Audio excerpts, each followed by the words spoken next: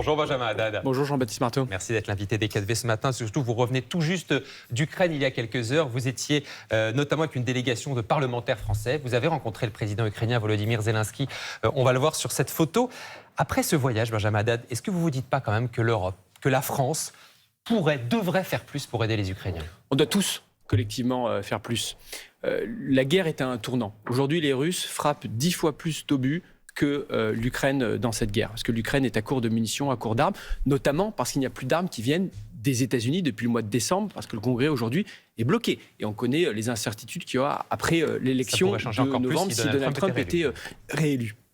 Cette guerre, elle engage notre sécurité. Aujourd'hui, les Ukrainiens se battent pour la sécurité des Européens face à une Russie qui est de plus en plus agressive. On a pu le voir sur le terrain, qui cible directement les villes, Kiev, Odessa, les infrastructures civiles, l'énergie, l'eau, pour terroriser la population, qui montre bien que les objectifs de Poutine sont toujours les mêmes, c'est-à-dire mettre la main sur l'Ukraine, et puis demain, pourquoi pas, menacer l'Europe. Il faut donc faire plus, mais on va prendre un exemple. C'était Sébastien Lecornu, ministre des Armées, qui disait hier dans la Tribune, dimanche, qu'on va livrer des véhicules de transport de troupes âgés de plus de 40 ans à l'Ukraine dans les prochains mois.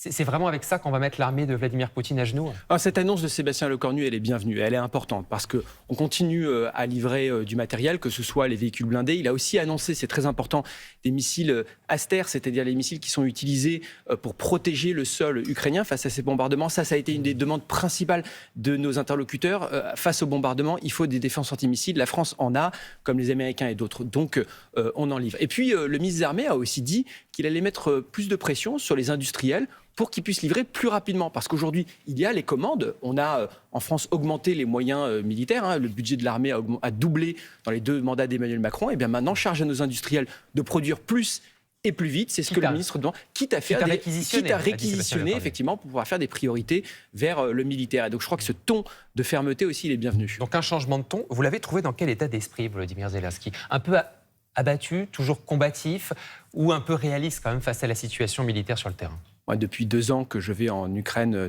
durant cette guerre, je suis toujours frappé par le courage, par la fermeté, la résilience des Ukrainiens, et à commencer par le président Zelensky.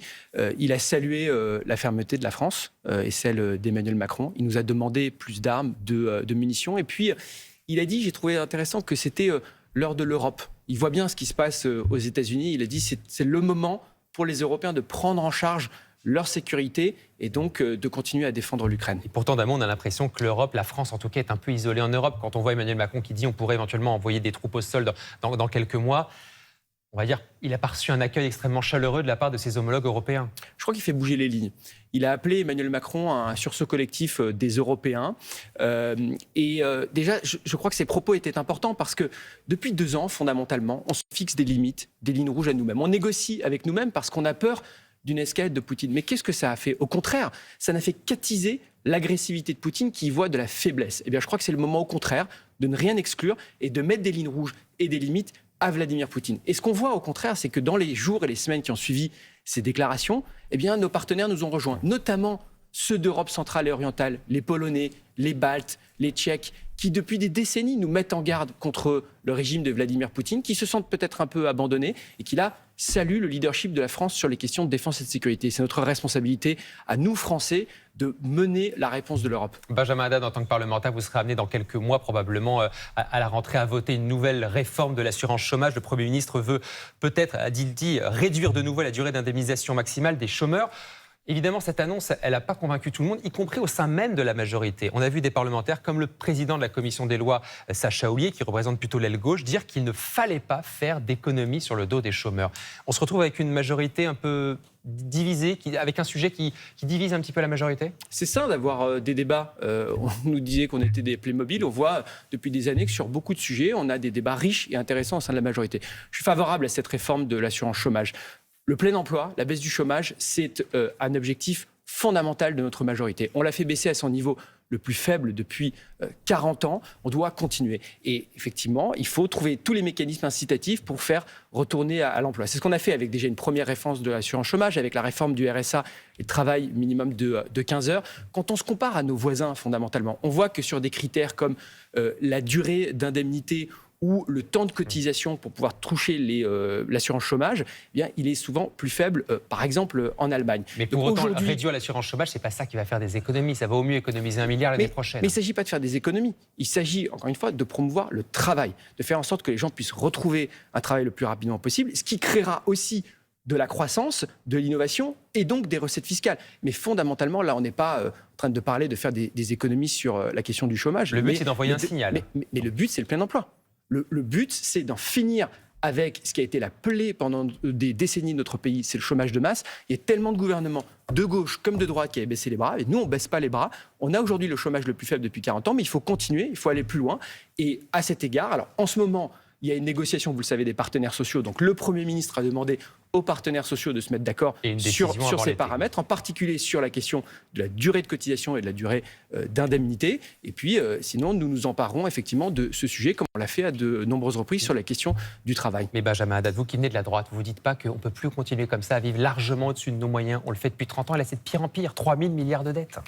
C'est vrai qu'on est face à ce mur de la dette. Il faut faire des économies.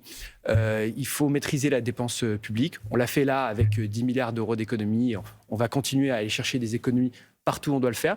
On doit le faire aussi en créant de la croissance, puisque c'est la croissance aussi économique. Donc continuer à réformer en profondeur notre pays pour pouvoir créer des recettes fiscales. Fondamentalement, on avait déjà cette situation de dette et de déficit élevé lorsque nous sommes arrivés au pouvoir en 2017. Et puis après, on a fait face à des crises historiques. La crise du Covid, où on a protégé les Français et les entreprises plus qu'ailleurs. La crise énergétique était liée à la guerre d'agression de la Russie contre l'Ukraine, où là aussi, on a protégé le pouvoir d'achat des Français. Mais aujourd'hui, effectivement, il faut avoir un discours de vérité et de responsabilité, de dire que le quoi qu'il en coûte qu'on a appliqué lors de ces crises, c'est terminé, qu'il faut absolument maîtriser la dépense publique. Mais absolument pas augmenter les impôts. Ça, c'est la ligne rouge. C'est la condition de notre souveraineté. Mais fondamentalement, les impôts, on a fait baisser les impôts depuis 6 ans, on a maintenu une trajectoire fiscale stable, qui est aussi un message qui est envoyé aux entreprises ou aux investisseurs étrangers. On pourrait augmenter peut-être certains profits. Mais ils sont toujours plus élevés en France qu'ailleurs. On a toujours les impôts les plus élevés de l'OCDE ou de la zone euro. À un moment, ce n'est pas comme ça en réalité qu'on va créer de la croissance et qu'on va faire venir les investisseurs. On a besoin de continuer à être attractif, précisément aussi pour pouvoir maîtriser nos dépenses publiques. Un mot pour finir, le patron des sénateurs LR, Bruno Retailleau, qui menace clairement le gouvernement désormais de voter une motion de censure si la situation des finances publiques ne s'améliore pas d'ici le vote du budget, donc probablement à l'automne. C'est donc probablement possible que le gouvernement soit censuré à l'automne grâce à la droite. Si la droite vote une motion de censure, le gouvernement risque de tomber. Mais quelle hypocrisie de la part d'LR. Mais les Républicains, qui se font les parangons de la vertu fiscale, sont les premiers à chaque débat budgétaire à nous proposer des augmentations de dépenses. 120 milliards d'augmentations de dépenses qui ont été proposées par les LR à l'Assemblée nationale depuis 2 ans. Moi, je dis aux Républicains, plutôt que de faire des menaces, venez travailler avec nous, mettons-nous autour de la table et trouvons des endroits où on peut faire des économies, on peut maîtriser la dépense publique et travailler ensemble pour l'intérêt général du pays.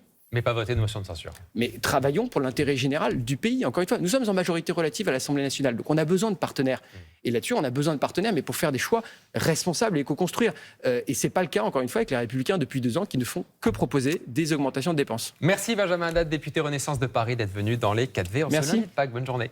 Merci à tous les deux et merci également à Vivien Fonvieille pour la traduction en langue des signes. Dans un instant, on retrouvera Marc-Antoine Lebrun, mais d'abord une petite pause. À tout de suite.